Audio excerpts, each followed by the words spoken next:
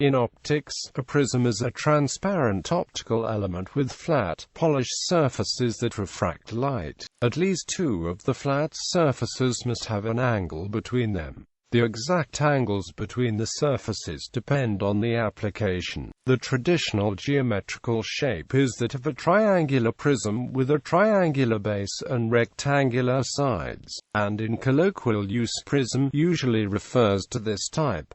Some types of optical prism are not in fact in the shape of geometric prisms. Prisms can be made from any material that is transparent to the wavelengths for which they are designed. Typical materials include glass, plastic and fluorite. A dispersive prism can be used to break light up into its constituent spectral colors. Furthermore, prisms can be used to reflect light, or to split light into components with different polarizations.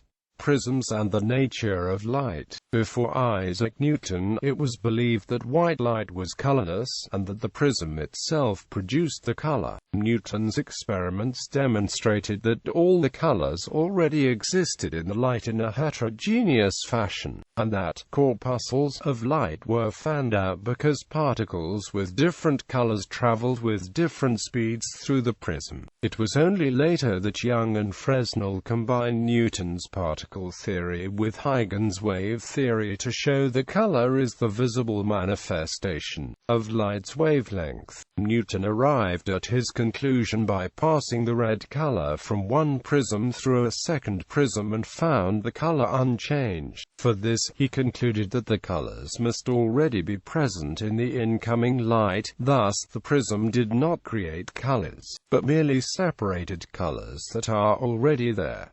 He also used a lens and a second prism to recompose the spectrum back into white light. This experiment has become a classic example of the methodology introduced during the scientific revolution. The results of this experiment dramatically transformed the field of metaphysics, leading to John Locke's primary versus secondary quality distinction. Newton discussed prism dispersion in great detail in his book Optics.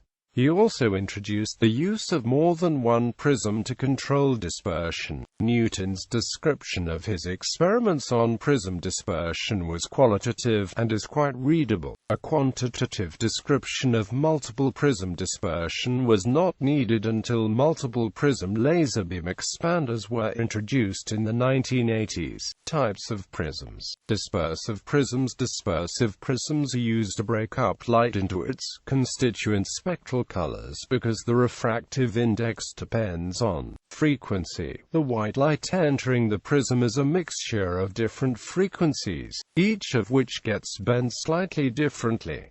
Blue light is slowed down more than red light and will therefore be bent more than red light. Triangular prism, Abbe prism, Pellin-Broca prism, Amici prism, compound prism, grism, a dispersive prism with a diffraction grating on its surface. Reflective prisms. Reflective prisms are used to reflect light in order to flip, invert, rotate, deviate or displace the light beam. They are typically used to erect the image in binoculars or single lens reflex cameras. Without the prisms, the image would be upside down for the user. Many reflective prisms use total internal reflection to achieve high reflectivity.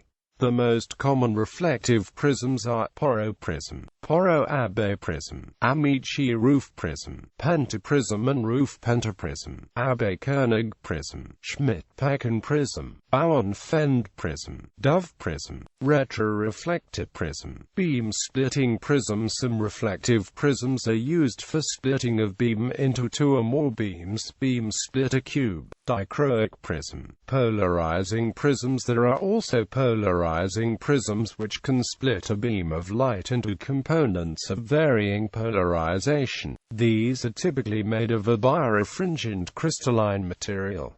Nickel prism, Wollaston prism, Nomarski prism, a variant of the Wollaston prism with advantages in microscopy.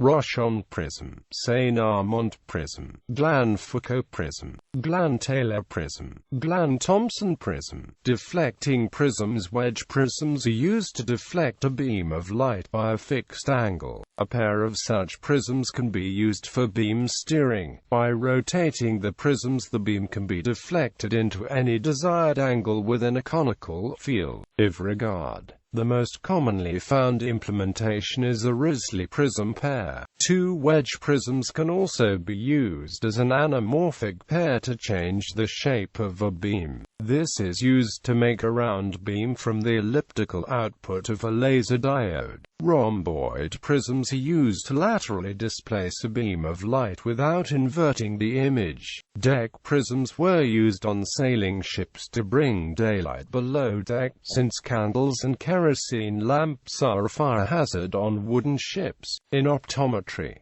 by shifting corrective lenses off-axis, images seen through them can be displaced in the same way that the prism displaces images. Eye care professionals use prisms, as well as lenses off-axis, to treat various orthopedic problems, diplopia, positive and negative fusion problems, positive relative accommodation and negative relative accommodation problems. Prism spectacles with a single prism perform a relative displacement of the two eyes, thereby correcting ESO-XO, hyper or hypertropia. In contrast, spectacles with prisms of equal power for both eyes, called yoke prisms, shift the visual field of both eyes to the same extent.